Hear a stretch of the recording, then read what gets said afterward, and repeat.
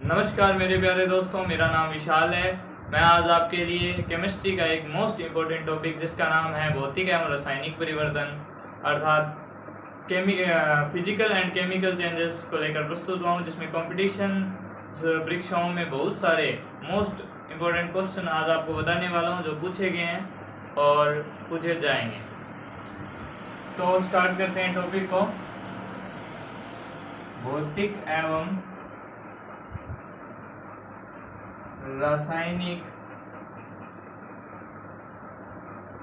परिवर्तन, physical and chemical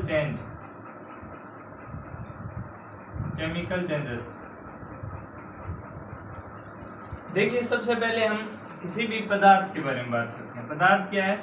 छोटे छोटे कणों परमाणुओं से बना होता है। परमाणु अणु बनाते हैं और अणुओं से मिलकर यौगिक पदार्थ का निर्माण होता है।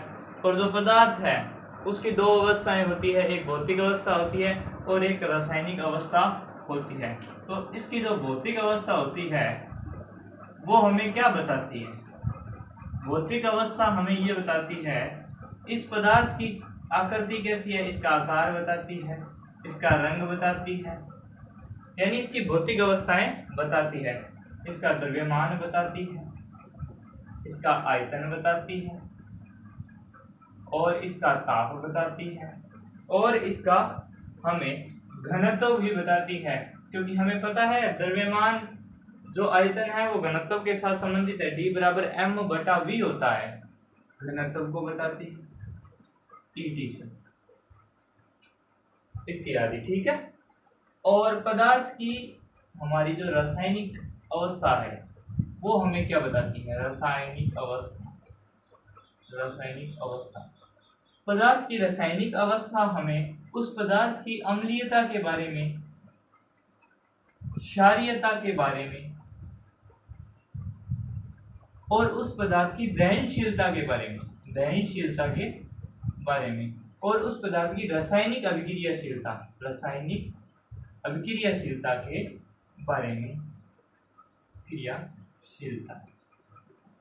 बारे में बताती है। आज हम बात कर रहे हैं भौतिक और रासायनिक परिवर्तन। पहले अंतर समझेंगे, फिर उदाहरण देखेंगे, जहां से प्रश्न बनते हैं वहां पर बात करेंगे।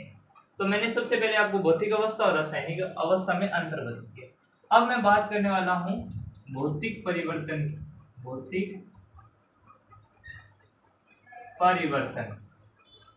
और साथ ही मैं बात करूंगा इधर रासायनिक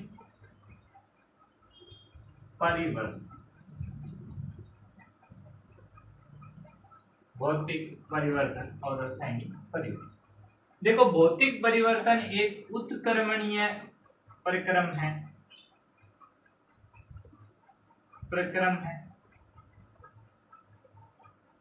दूसरी बात करूं तो यह अस्थायी प्रक्रम है, अस्थायी प्रोसेस है। वही मैं रासायनिक की बात करूं तो ये अनुत्क्रमणीय प्रक्रम है। वो दूसरी बात करूं तो ये एक स्थायी प्रक्रम है, स्थायी यानी परमानेंट। ये टेम्पररी है, भौतिक वाला प्रक्रम है। वो तीसरी बात अगर हम करें तो इसमें नए पदार्थ का निर्माण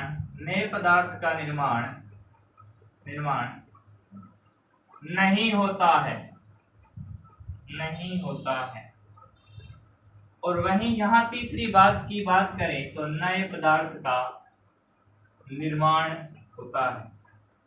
नए पदार्थ का क्या हो जाता है? निर्माण होता है। यहाँ हम अब एग्जांपल्स ले रहे हैं। एग्जांपल्स में हम सबसे पहले लेते हैं जैसे कांच का टूटना, मोम का पिघलना,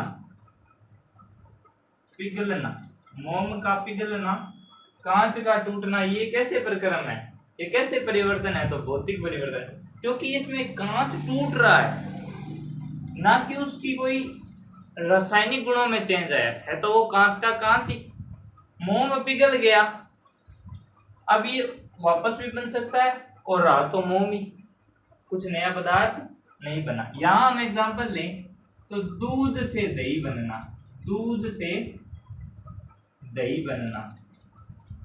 और दूसरी हम बात करें तो मोम का जलना या मोमबत्ती का जलना।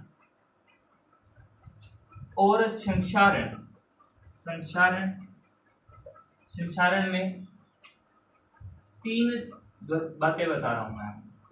पहला तो जंग, जो किस पर लगती है, बोलो लोहे, लोहे पर जंग लगती है। सूत्र है Fe2O3.XH2।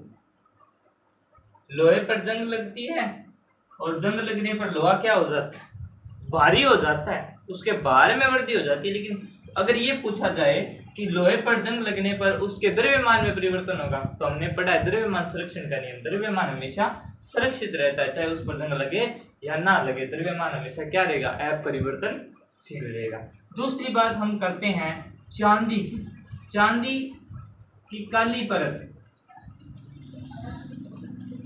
जब चांदी पर क्या हो जाती है, काली परत जम जाती है, तो चांदी Ag के साथ क्या है, सिल्वर के साथ सल्फर रिएक्शन कर Ag2S बना देता है, Ag2S बना देता है, Ag2S बना देता है। तो इस चांदी पर क्या है, काली काली परत जम जाती है जब ये सल्फर के साथ क्रिया करती है। किसके साथ, सल्फर के साथ क्रिया करती है, तो क्या है, सिल्वर सल्फाइड बनाती है। क्या बनाती है, सिल्वर सल्फाइड। दूसरी बात हम करें, जब तांबा है, तांबे पर आपने देखी होगी हरी परत जम जाती है तांबे पर। कब जम जाती है हरी परत, जब हम तांबे को वायु की उपस्थिति में खुला छोड़ देते हैं, क्योंकि उस पर क्या है, कॉपर कार्बोनेट की क्या है, परत जम जाती है। और जो ये तांबा है वो आपका जल के साथ रिएक्शन कर कॉपर हाइड्रोक्साइड बनाता है, जिससे कॉपर कार्बोनेट की परत उस पर जम जाती है। मैं लिख देता हूँ, कॉपर हाइड्रोक्साइड बनाता है, जिससे इसका संक्षारण हो जाता है। संक्षारण आपका है किस में आता है, रासायनिक परिवर्तन में आता है। और भौतिक में, अब देखो भौतिक में और एग्जांपल देते हैं, जैसे कागज का फटना, कागज का फटना, संघनन, आसवन, ऊर्ध्वपातन, ऊर्ध्वपातन, सब्लिमेशन। और हम ले सकते हैं मिश्र धातुओं का निर्माण, मिश्र धातु निर्माण।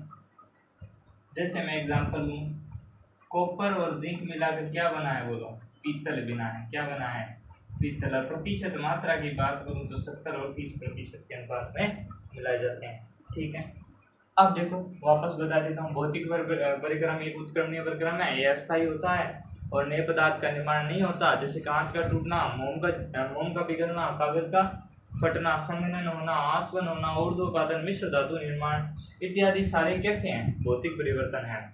जबकि अनुत्क्रमणीय परिक्रम है रासायनिक परिक्रम, और स्थायी होता है, नए पदार्थ का निर्माण होता है। और दूध का दही बनना, या दूध एक बार दही बन जाए तो उसके रासायनिक गुणों में खट्टा हो जाता है।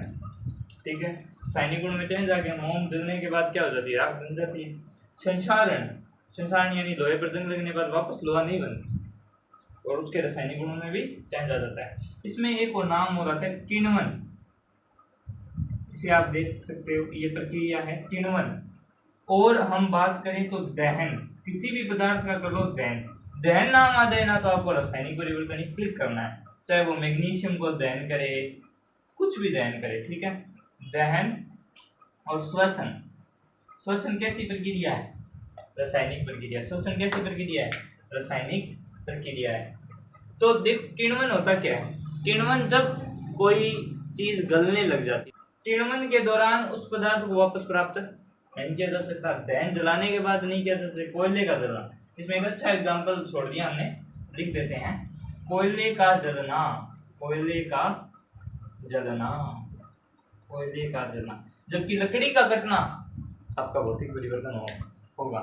तो आप एक शॉर्ट तरीके से हमने भौतिक और रासायनिक परिवर्तन को कंप्लीट किया। धन्यवाद। आपको वीडियो पसंद आई हुई हो तो लाइक एंड सब्सक्राइब करें।